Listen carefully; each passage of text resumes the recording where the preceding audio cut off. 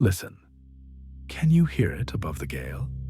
Above the crashing of waves against the hull? That is no ordinary music. It is a promise. A promise of the end of pain. A promise of eternal peace in the arms of someone who understands you better than anyone else. Sailors say the sea is a cruel mistress. They are wrong. The sea is just a place. Cruel are the things that wait within it. Entities older than the first ship ever launched by man. Beautiful as moonlight on the water, and cold as the abyss beneath it. Their weapon is not a claw or a fang, but your own awe. Your weakness is their strength.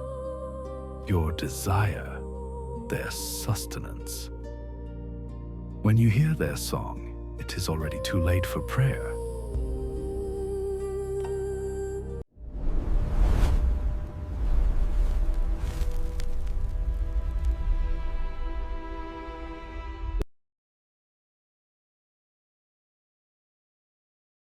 Before man named the oceans, they were already there. Sirens are not part of the nature we know. They are part of the sea's hunger. Born of foam, mixed with the blood of the first victims the water ever claimed. Some say they are fallen angels who lost their wings and fell into the ocean, their heavenly voices twisting into a curse. Others say they are demons sent to punish those who dare leave solid land. The truth is darker. They are a void that yearns to be filled. They are the embodiment of that freezing silence that reigns a mile beneath the surface. They have no souls. They only have an eternal, insatiable appetite for yours. From afar, on a misty rock, they look like the dream of every sailor who has been at sea too long. Their skin glows in the moonlight like the rarest pearl. Their hair ripples around them like living kelp. Their forms are perfect, inviting, promising delight. But this is only glamour, an illusion, a predator's mask. It is as if you are looking at a beautifully colored flower that is, in reality, the maw of a Venus flytrap. The siren knows what you want to see. Her magic pulls the image of perfection from your own mind and overlays it onto her monstrous form. You see a lost love. You see the most beautiful woman in the world. But if you could look through the illusion, you would see eyes that are black and dead like a shark's. You would see skin cold and slimy like a dead fish. Beauty is the bait on the hook. The siren's most powerful weapon is not her appearance, but her voice. This is no simple melody. It is a magical virus that attacks your mind. The siren's song bypasses rational thought. It strikes directly at your deepest, hidden desires and fears. To the weary captain, the song sounds like the promise of rest at home. To the lonely deckhand, it sounds like the whisper of a lover.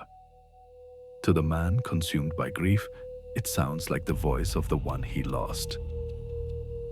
The song tells you exactly what you need to hear to forget fear, to forget self-preservation. It makes the pain of existence vanish, replaced by one single desire: to be closer to the source of that sound, at any cost. Where do they dwell? Where the sea shows its fangs. Their kingdoms are treacherous reefs, archipelagos hidden in fog, and rocky coasts not found on any map. Around their lairs, the water is different, darker, colder. The seabed surrounding their rocks is a graveyard. The wrecks of proud galleons and small fishing boats lie there. All sank the same way. steered by men who stopped looking at the compass and started looking toward the doom-laden melody. This is the Garden of Bones. Human skulls bleach among the coral, and rib cages serve as shelter for crabs. These are trophies, proof of their efficiency. Each bone is one sung note that hit its mark. What does a man feel when he succumbs to the song? It is not fear. It is absolute, euphoric bliss. When the song takes control, the world on the ship ceases to exist.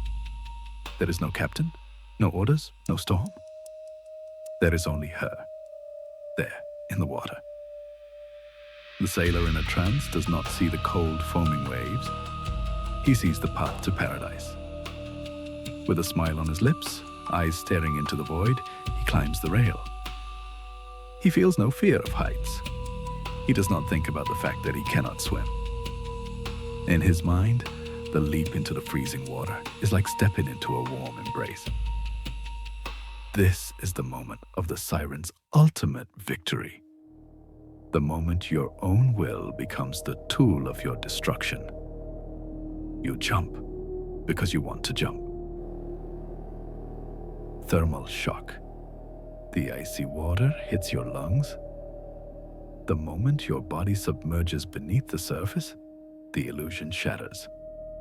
Magic glamour does not work underwater. You open your eyes in the salty darkness and see what is truly swimming toward you. It is not a beautiful woman with a fishtail.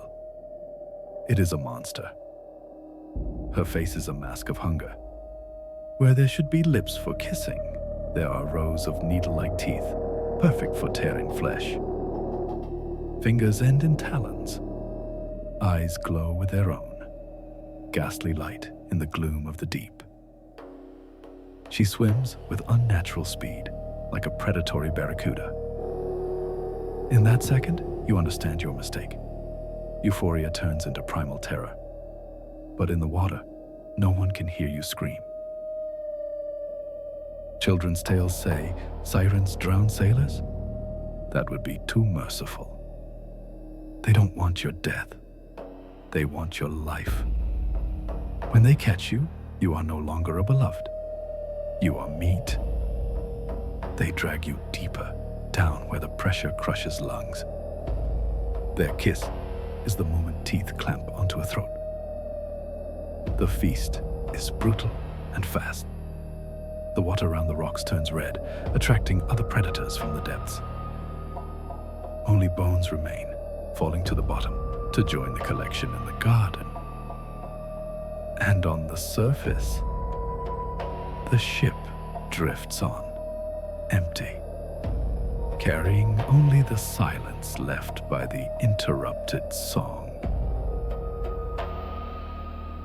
Sometimes you don't even see them. Sirens are not just physical beings. They are an element of nature. They can weave fog so thick you cannot see your own hand before your face. In this fog, sound travels differently. You hear the singing from every side, from above, from below, from the port side. Disorientation is their ally. A ship in the fog, surrounded by their song, is like a fly in a spider web. The crew begins to lose their minds. They see shapes in the vapors. They turn on each other, thinking they are fighting monsters. While the real monsters wait patiently in the water for madness to do its work. Can one survive? Ancient captains knew only one way, brutal but effective. To take away their senses before the sirens take their souls. They poured hot wax into the crew's ears so they would be deaf for the crossing. They ordered themselves tied to the mast with the thickest ropes, giving the command, "Even if I beg, even if I threaten, do not untie me." And they saw them.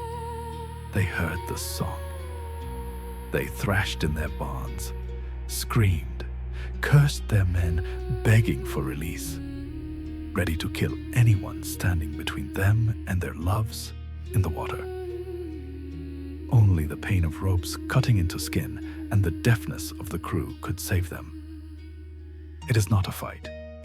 It is a desperate attempt to survive the storm raging inside your own head. They never leave. They do not age. They do not die. They are there right now, as you listen to this, waiting for the next ship, the next lonely sailor, the next soul yearning for something more.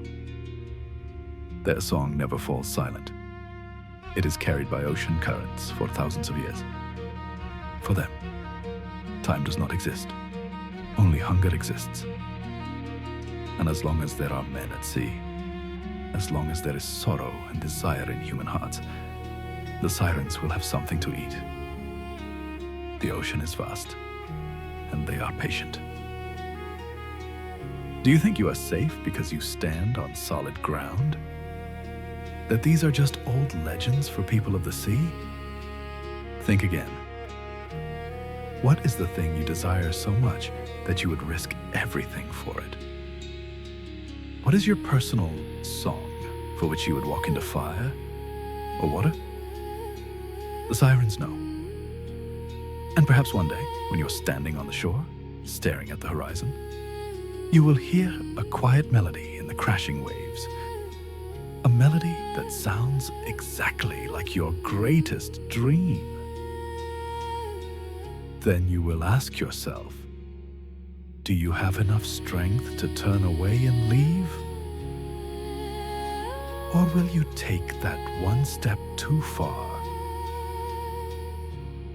That is all for today on Echoes of Legends. Turn off the lights and sleep well, if you can. If you are brave enough to hear the next story, subscribe to our channel and leave a like to keep the darkness away.